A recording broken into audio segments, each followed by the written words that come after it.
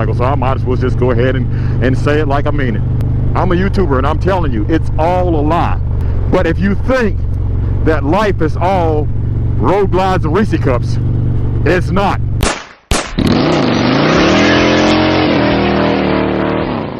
It is a beautiful day, and today I am out. You know what it is. You know what it is. That street glide, baby. 80 something degrees in November. Can you believe that? We're going to be talking about men's mental health because it's Men's Mental Health Month, November. And I don't see a lot of people talking about it. And if there is a lot of people talking about it, there should be more people talking about it. It's good to call your friend to see if they're good.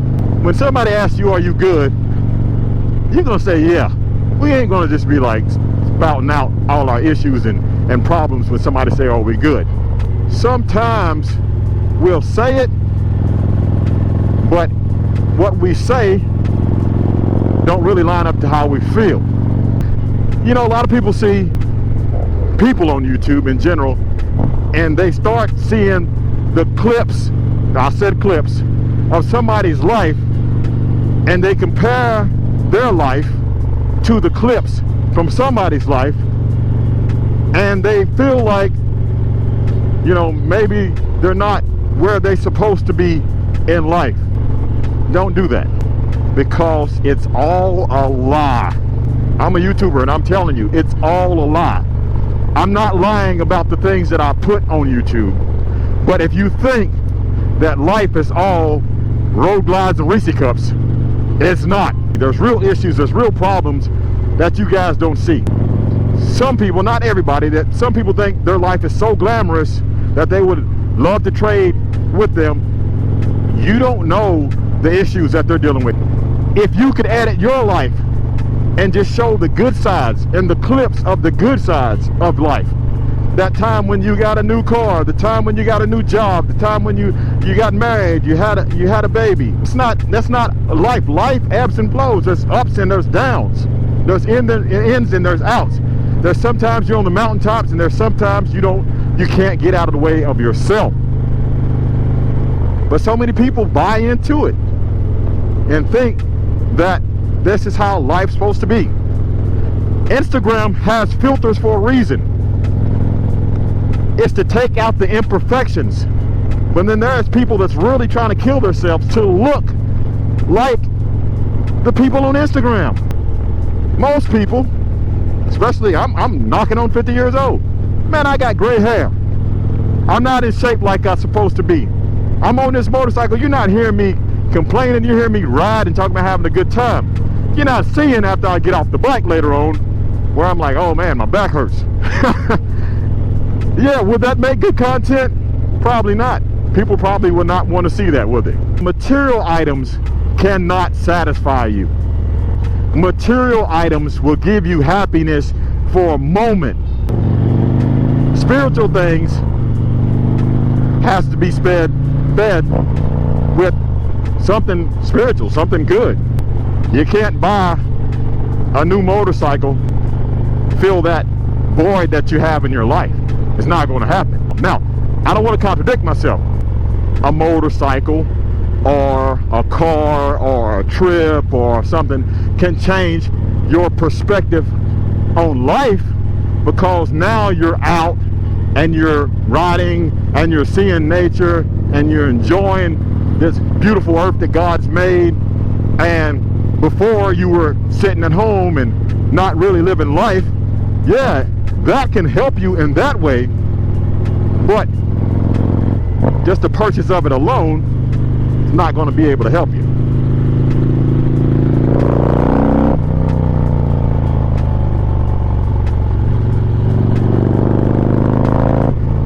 Okay, I got caught up in a moment for a second. If we're going to be real, let's just be real. This is being real. When I am at my lowest point, it's usually after I just came off my highest point. When I'm at my high point and I'm feeling like I'm hitting all 3-pointers, I'm feeling like life is good,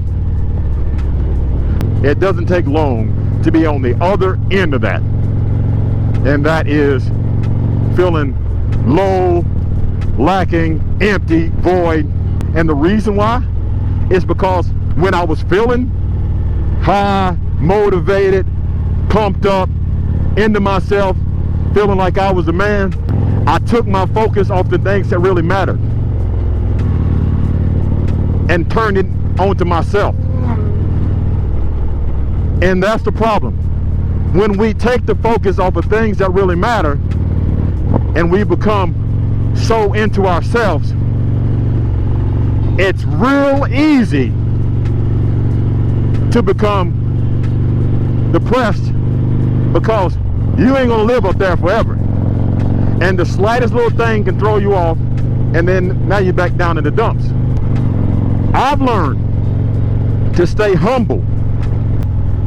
You pour into people, into relationships, especially helping somebody out that can't do nothing for you, helping somebody out that has a need that can't do it for themselves.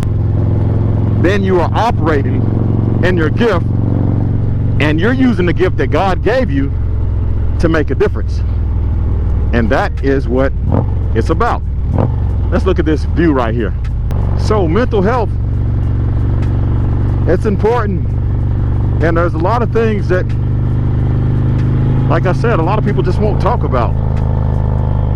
I don't want to be a contributor of it, so I'm trying to, if there's anything that I can do to help, to shed some light on the subject. Because I'm telling you, you know how many people I've heard say that, you know, they feel like their life is not as good as their friends just because of the stuff that they see their friends post on social media. And guys, I know there's so much more than what I'm talking about, but I'm just speaking on a real, you know, the social media part of it.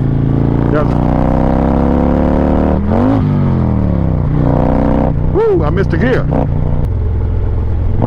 So now, how do I feel my spiritual void when I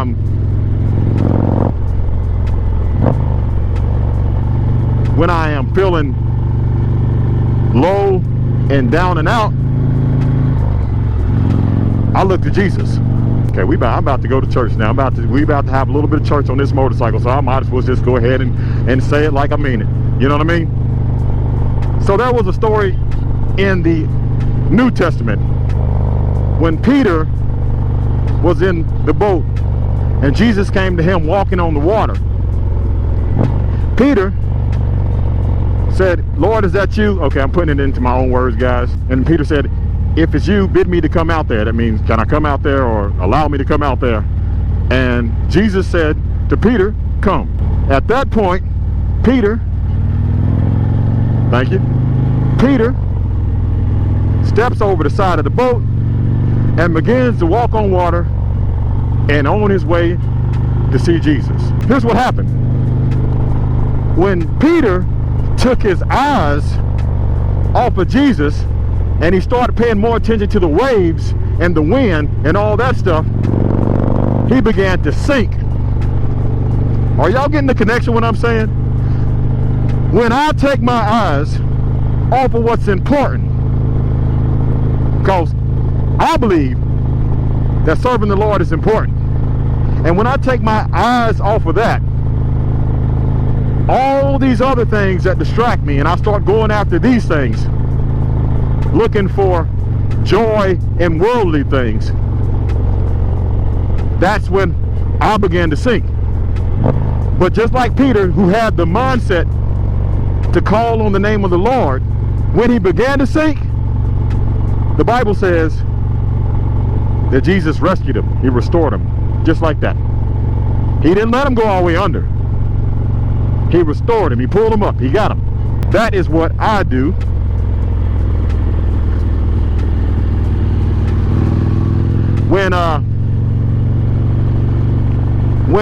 Sorry guys, I always like to touch the ground right there when I'm leaning over.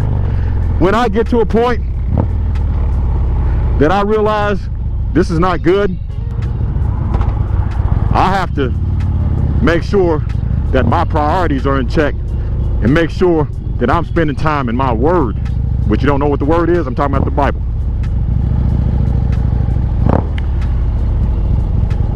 And then I make sure that I'm feeding my spirit with good stuff. And we'll talk about that in just a minute.